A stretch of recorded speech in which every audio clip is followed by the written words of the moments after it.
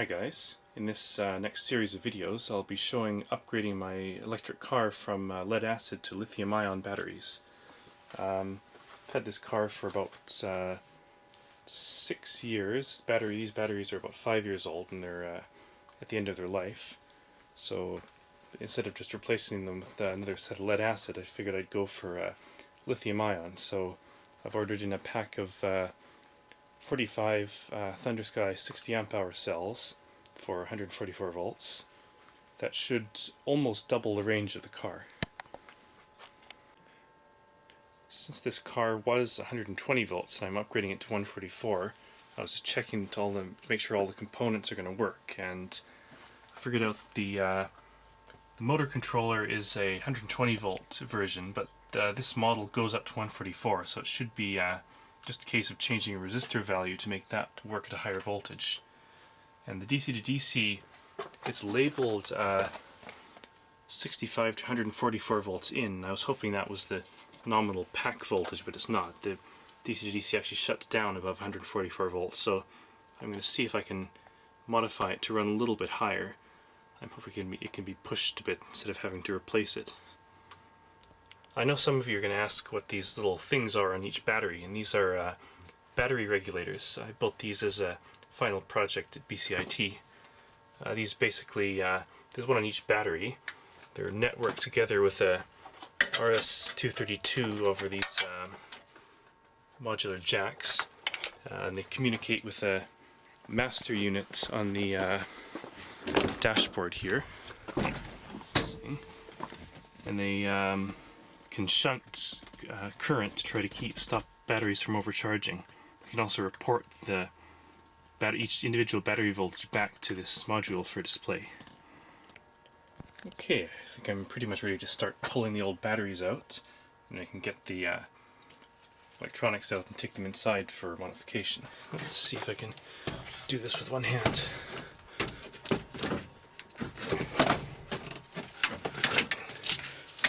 There we go.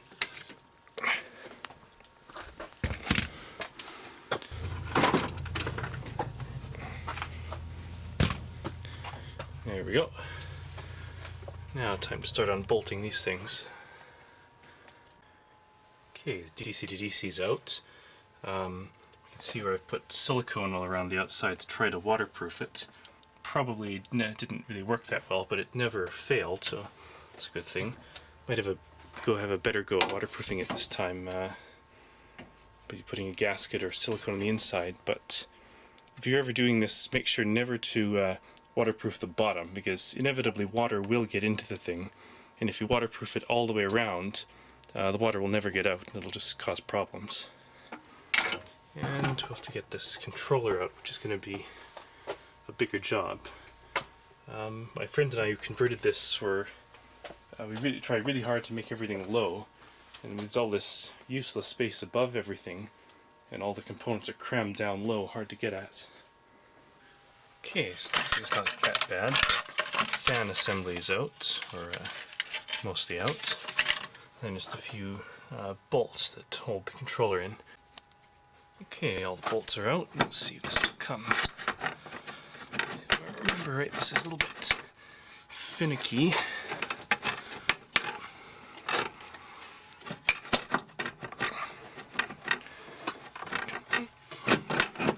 I think the center heatsink has to come out. Yeah, how do we do that?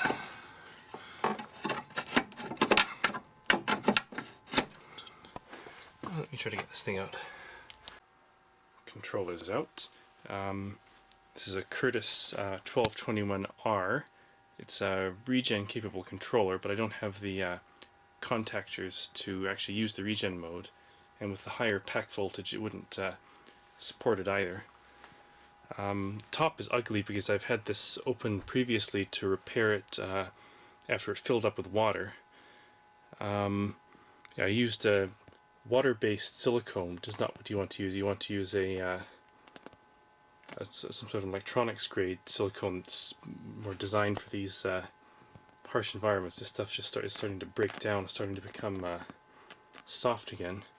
And there was a little bit of a brake fluid leak on the top, and it came down and got the silicone here and really did something nasty to it. And there's been corrosion on all these terminals from the water-based silicone as well. So when I put this thing back together later, I'll use a proper electronics grade RTV. Okay, time to start taking this controller apart. If this had the original top glue, whatever it is they put in, you get that out by heating it up with a heat gun or hot plate up to something around 50 or 60 degrees Celsius. Then it becomes soft and you can easily chisel it out or scoop it out around the edges. And you'd also scoop out the stuff they put in these screw holes. After that's done, you take the screws out and the whole unit can be pushed up a little bit to release they have a gap pad thermal material, and then the whole thing just pulls out. Let's see if we can clear the silicone out of these holes and cut around the edge with a knife.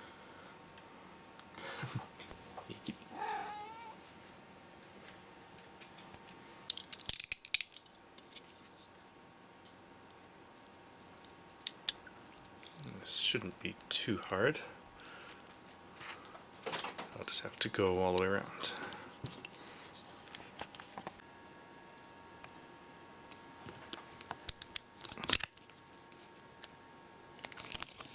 It's not coming too badly.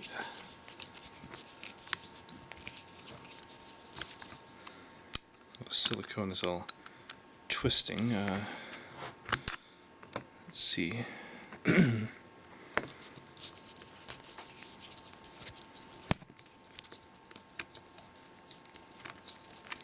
There we go.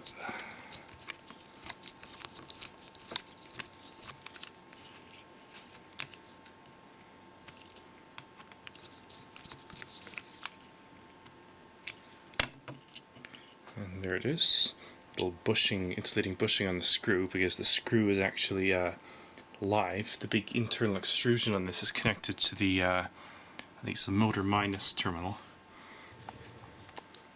Those screws are all out, and this whole thing is loose, so we should be able to pull this out. I should probably flip it over though. Just make sure you can see this. There we go. And there is the inside of a Curtis motor controller. The non-regen versions have only one board. This one has two because it has more functions. Basically, they have two. The main power inputs come in. There's capacitors in the center of the board. The gate drive for the MOSFETs all around the outside. Let's see if we can open this up all the way. I just want to get this insulating pad out of here so it doesn't get damaged. If this gets cut through, it's difficult to get a replacement. It looks like I may have cut into it a little bit with a knife. I may have to put a bit of tape over that to make sure we don't cause a short to ground.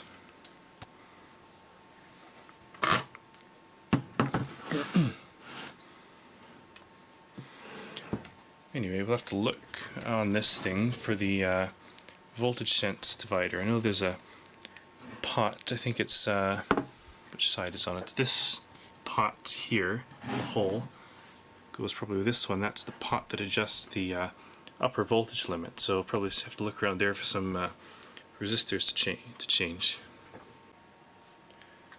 The silicone is coming off surprisingly easily. I've never used that water-based stuff. It just doesn't adhere, and it is conductive while drying as well.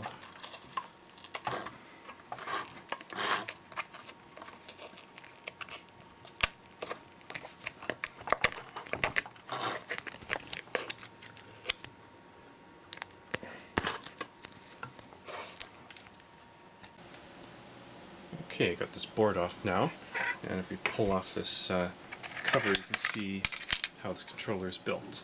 Just a whole bunch of small FETs and a few diodes.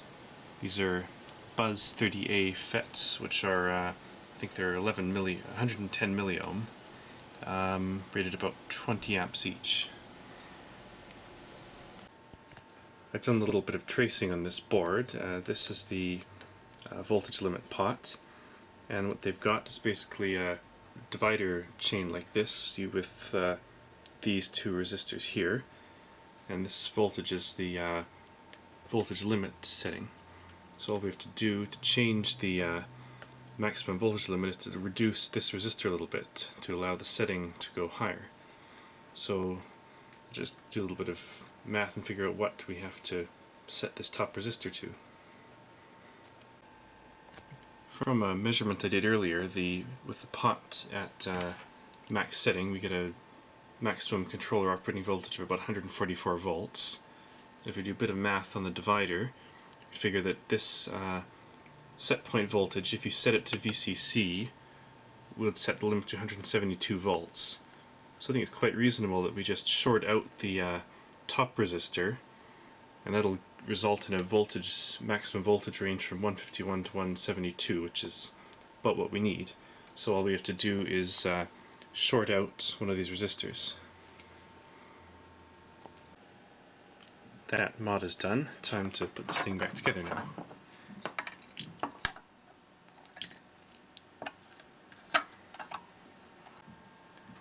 Okay, that's all soldered in now.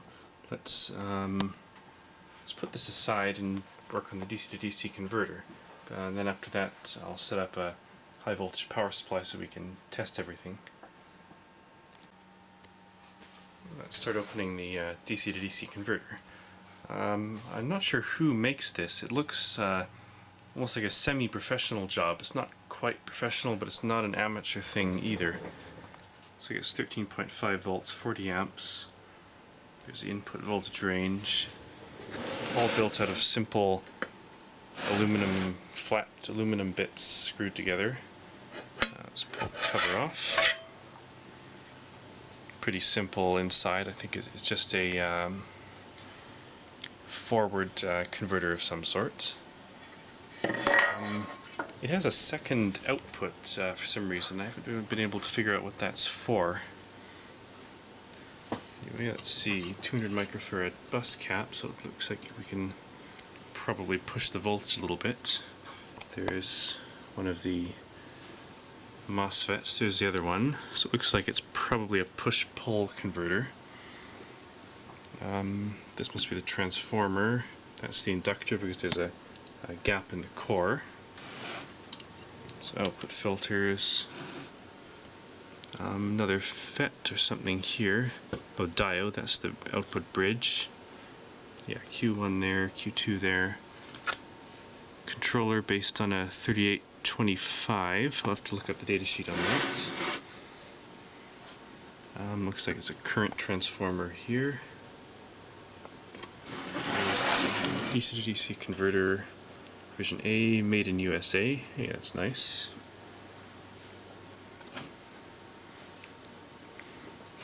Yeah, let's see if we can figure out how to change the upper voltage limit on this thing. Got some power supplies set up, and the DC to DC converter is running now. It's running an old headlamp. Got the oscilloscope on the drain to source of one of the FETs. It definitely is a push-pull converter. If we adjust the voltage, you can see it adjust the pulse width to regulate. I think the resistor R13, which is just below the big resistor in the center, is the sense divider, because that trace connects straight to the positive input. I think the big resistor is the startup resistor to provide initial power to the logic before the auxiliary winding takes over, and the one to the left of it is the voltage sense for the shutdown. I found it shuts down if we turn this up at around 147, 148 volts, which corresponds to exactly 12 volts on the sense in the midpoint of the sense resistor string. So let's see if we can adjust, make that resistor value a little bit larger and see if it'll run to higher voltage. New resistors are in. That's 110k. The original was 100k, so this will give approximately a 10% increase in max voltage. Let's see if it will work. It's running right now, and it looks like it is running to higher voltage.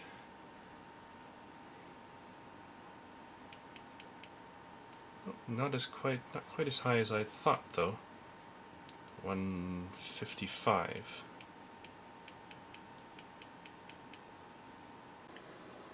15k seems to be about the right balance. Now it'll run up to 162 or so, and it'll run down to around 70 volts. I think that's about right. I'll just clean up this joint, clean up the solder joint there, and put this thing back together. I've got the motor controller connected up now. I've got this pot controlling it, and that you can adjust the brightness of this lamp. Right now it's running on about 80 volts. Let's try turning up the voltage and see where the voltage limit kicks in. I expect it to be something around 150 volts at the minimum setting. I was a little bit concerned about these rectifier diodes they're using. These are a custom or semi-custom part made by Motorola, part number CR4180R. And as far as I can tell, it's pretty much a standard button diode in this little sort of TO220-like package. And I couldn't find any datasheet on it, so I'm not sure what the voltage rating is. And because there was 180 in the part number, I was worried it might have been 180 volts. So I've hooked it up to a little test fixture to measure the breakdown voltage, and it's greater than 400 volts, so there's no problem here.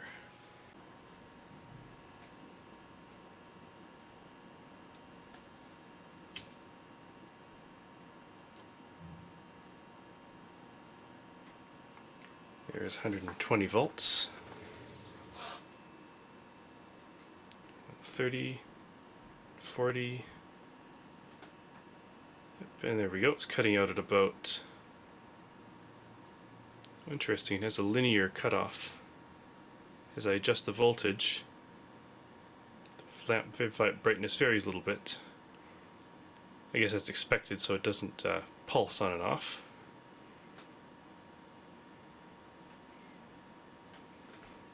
I think I'll set it for about 160, which is the voltage rating of the bus caps in this.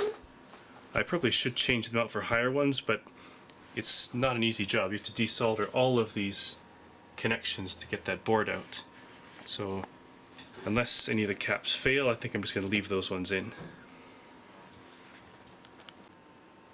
I tried turning the voltage limit pot up, and it actually doesn't seem to do anything right now. It still cuts off at about the same voltage. So I'm thinking there's another limit somewhere else in the board.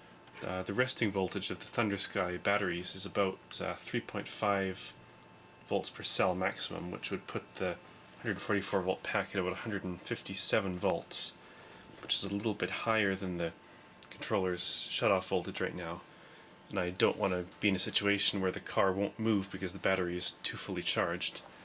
So I figured out, let's see, I found this schematic someone reverse engineered from, I think it was, who is it? Otmar and Rich Rudman.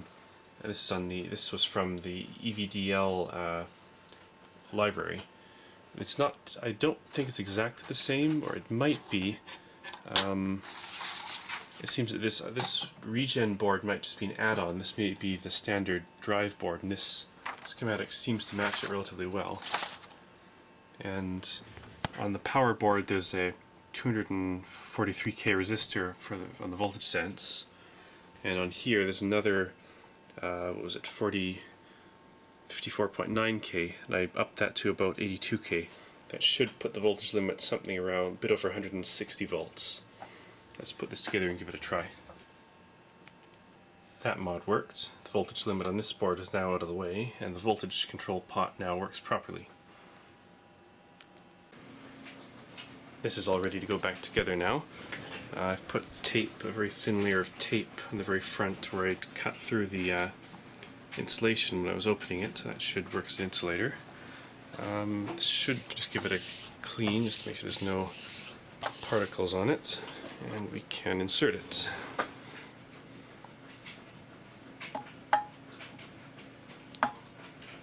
Actually, I'm just going to check these electrode connections one more time first. All those joints look good, so I think we're ready to put this in.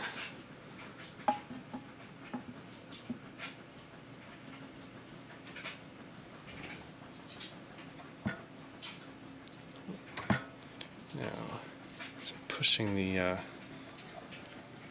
insulator back, so I'll have to actually lift all the weight off as you push it in.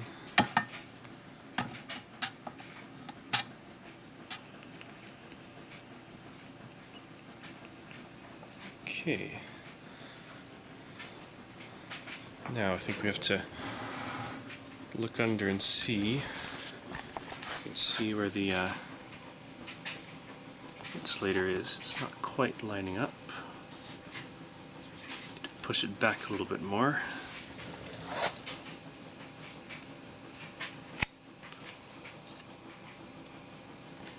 There we go, that's a bit better. A bit to the left. And that should be good enough. Now time for screws. Actually, I'm just going to get under there and get a better look at this. All the screws are in now. I've given it a quick test and it still works. I'm just giving it a high pod at 300 volts AC right now between the electronics assembly and the case. That seems good. I think we're ready to put the new silicone on. Okay, I've cleaned off all of the surfaces the silicone has to stick to with alcohol. I've got some electronics grade RTV here. This will certainly not be conductive. You can see a little bit, well, I don't know if you can see, there's some pitting on the inside of this from the current that flowed between the pins and the casing through the silicone. So that shouldn't happen this time. And let's see how this is going to go.